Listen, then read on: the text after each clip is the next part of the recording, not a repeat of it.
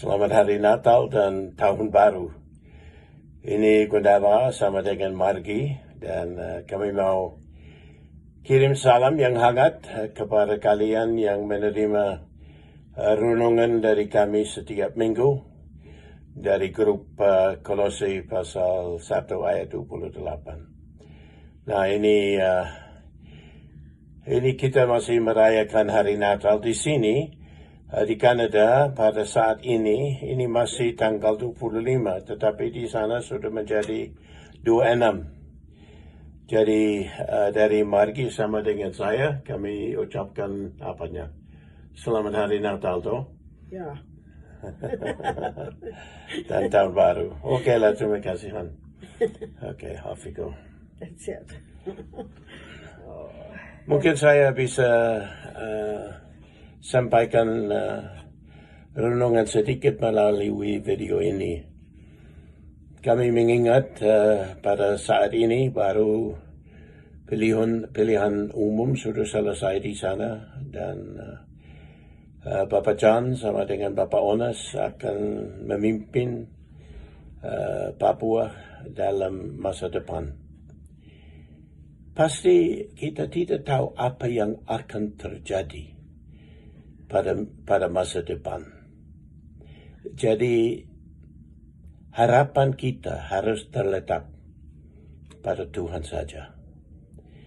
Dan saya yakin bahwa baik Bapak John maupun Bapak Onas, mereka juga anak-anak Tuhan yang berdoa dan mau mengetahui apa pemimpinan Tuhan bagi mereka, apa yang mereka harus berbuat untuk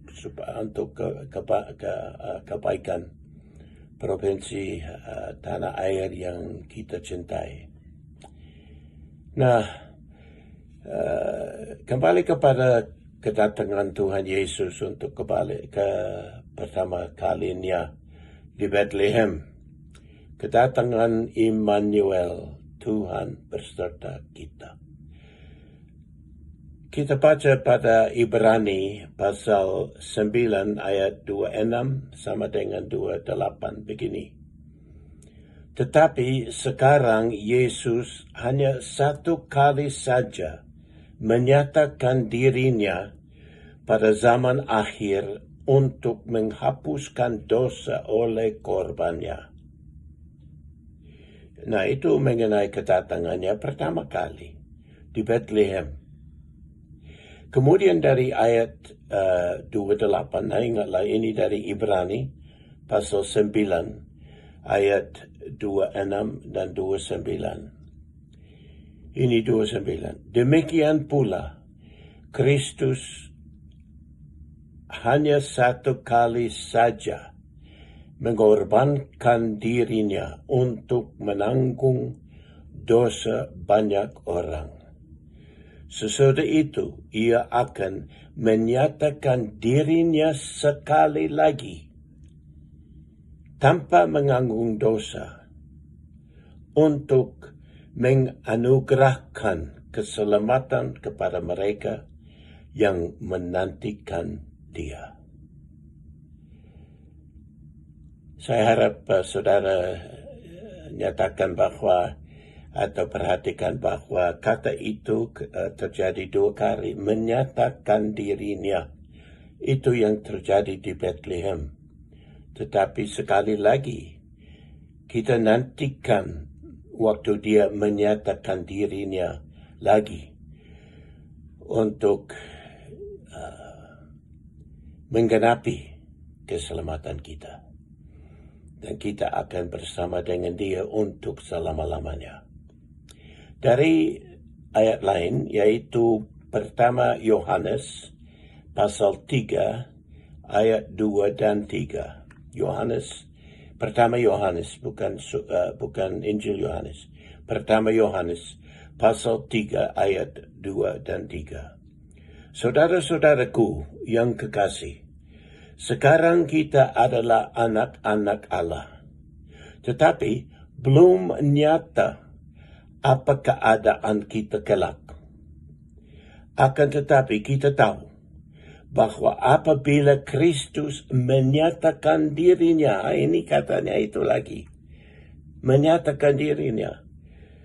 Apabila Kristus menyatakan dirinya, kita akan menjadi sama seperti Dia. Sebab kita akan melihat Dia dalam keadaannya yang sebenarnya. Itu sulit dimengerti. Kita akan sama dengan Dia. Nah, tubuh kita menurut Filipi pasal 3 ayat terakhir, Dia akan mengubah tubuh-tubuh fana ini menjadi seperti tubuhnya. Dan kita akan bersama-sama dengan Dia. Dan ayat yang ketiga dari pertama Yohanes pasal 3 ayat 3 itu, setiap orang yang menaruh pengharapan itu kepadanya menyucikan diri sama seperti Dia yang adalah suci. Selama kita masih di sini, baik kita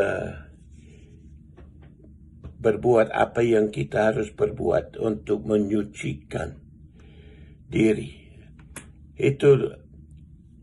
Itu harapan kita untuk masa depan, kedatangannya. Tetapi kalau harapan itu di dalam hati kita, wah, kita tidak mau berbuat yang salah.